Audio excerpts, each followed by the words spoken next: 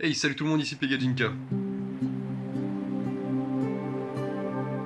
Vu que je viens de sortir ma vidéo explicative sur Super King et que je me tiens à jour au niveau des dernières toupies, je me suis dit que ce serait quand même vachement sympa de vous faire une bail review sur les dernières bails qui sortent. Et on va commencer cette série avec la Rage Longinus 3A Destroy Dash de Takara Tomy. Une bail qui n'est plus à Lodina Ijima mais bel et bien à Louis Shirazagijo et qui est de type attaque, à rotation gauche et du système Super King. C'est le B168, c'est un booster donc forcément on aura déjà des pièces qui ont été rééditées avant.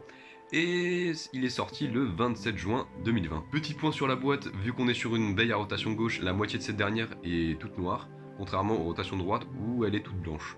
Et du coup on fait comment pour les doubles rotations? On met grandement en valeur sa qualité à upper ses adversaires avec la lame de son châssis qui est en continu avec les deux autres du ring. D'ailleurs ce système me rappelle grandement Drigger V2 qui avait un système à peu près similaire à l'époque de Bakuten Shoot. Niveau statistique c'est toujours autant n'importe quoi. Comprenez juste par là qu'elle a beaucoup d'attaques. Niveau contenu, c'est comme tous les boosters, on a la notice avec des infos utiles et le plan des stickers, on a la planche de stickers que j'ai déjà posée, et on a le Super King Customize Guide, qui va servir à faire des petits combos sympathiques dans cette vidéo. Après, j'ai pas Ignition Dash, donc on va faire avec les moyens du bord, mais s'il y a quelqu'un qui veut bien me payer Imperial Dragon, je dis pas non. Ah oui, et il y a une toupie à l'intérieur. J'ai failli oublier. Bon, petit point mythologique avant toute chose, Longinus qui à la base n'est pas un putain de dragon mais un soldat romain qui a planté le Christ, rien que ça, avec une lance qui est devenue la légendaire lance de Longinus. Et cette dernière est représentée dans toutes les bails de cette lignée, et dans des œuvres, notamment des animes, comme Bible Black. Là, chacun ses rêves, mon pote. Maintenant que c'est fait, on va parler du Super King Chip. Le chip Longinus est littéralement le chip de Valkyrie à rotation gauche, avec deux barres moins larges, mais plus grandes, ce qui retire une dent de serrage, mais donne une résistance burst plus accrue. Niveau design, on a un sublime dragon de face, orné d'or et de différentes nuances de violet, grâce à l'harmonie entre le chip core et le reste du Super King Chip. A savoir que deux éclairs bleus se placent juste en dessous, un petit détail qui a quand même son importance. D'ailleurs, si on veut s'arrêter 5 minutes sur les stickers, une fois de plus, on a le droit à de géniaux éclairs bleutés et violacés, et des petites cornes qui s'harmonisent bien avec le blanc nacré du reste du ring. D'ailleurs, le ring Rage, parlons-en.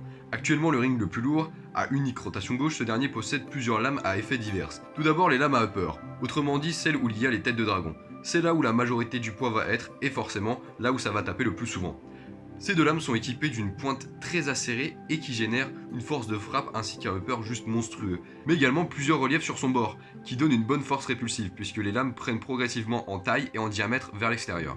On continue avec les deux autres lames qui sont dans la continuité, déjà à savoir que leurs pointes atteignent le diamètre maximum de l'abeille, c'est bon à savoir, mais ce qui est surtout très intéressant, c'est que ces deux lames vont finir le travail commencé par les deux autres, déstabilisant un maximum l'adversaire avec un bon upper des familles. On finit avec deux autres lames en retrait, que ce soit au niveau du diamètre ou de la taille. Ces dernières vont clairement jouer un rôle en fin de rotation, avec des petites attaques de barrage, là pour déstabiliser l'adversaire pour espérer gagner en fin de partie. Pour résumer, ce ring, c'est l'optimisation la plus pure du domaine de l'attaque en rotation gauche, que ce soit sur le plan technique avec des uppers ou du barrage, ou que ce soit sur le plan de la puissance pure avec une force répulsive et une puissance de feu juste énorme. Bien entendu, toutes ces qualités ont plusieurs défauts, dans un premier temps une faible endurance due à tous ces reliefs, et dans un second temps un recul juste monumental. Il faut bien savoir doser ses attaques pour ne pas se retrouver éjecté nous-mêmes. Le ring est assez fin, ce qui va donner une bonne résistance burst pour contrebalancer avec ses reliefs agressifs. Passons à présent à 3A, le châssis de cette Rage Longinus. Uniquement à rotation gauche, soit dit en passant, on observe 4 lames, avec quelques petits reliefs entre. Et ce qui saute aux yeux, quand on regarde sur le côté, c'est que ces paires de lames sont assez similaires. À la seule différence majeure que deux d'entre elles ont du métal au bout de leur pointe, mettant clairement l'accent sur ces dernières en cas de choc. A noter également que tout comme Rage, ce châssis est optimisé pour le upper.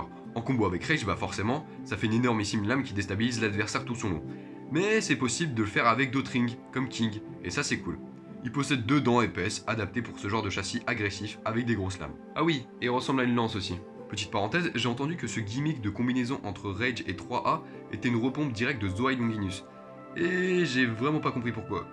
Zoai joue sur un alignement des masses qui génère une force de frappe énorme et qui éjecte l'adversaire, alors que Rage plus 3A joue sur la déstabilisation par upper.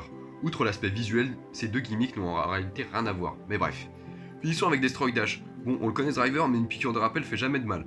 Il s'agit d'un driver à la pointe étoilée possédant une garde en rotation libre tout autour de lui, lui permettant de se remettre des chocs les plus déstabilisants, et il possède également une endurance plus que respectable, due à sa faible friction et à sa surface au sol qui est très petite, ainsi qu'à sa garde qui augmente son life after death. Dans ce cas, c'est super bien pensé, puisque Rage Longinus est une baie qui va jouer sur l'inclinaison pour passer en dessous de l'adversaire. Quoi de mieux qu'un driver qui lui permet toutes ces sortes de positions, sans avoir à se soucier de trop se pencher. Bref, je ne voyais pas de choix plus pertinent pour un choix de driver. Conclusion, Rage Longinus est une toupie de type attaque à rotation gauche portée sur la puissance de frappe et le upper. Autrement dit, une baie non seulement brutale, mais également technique, qui ne saura se révéler que dans les mains de Blader prenant le temps de l'appréhender. Sur ce, je vais vous laisser avec les combats de Rage Longinus, et n'oubliez pas qu'il n'y a pas de mauvaise baie, juste des mauvais Bladers qui ne savent pas le maîtriser. Allez, salut!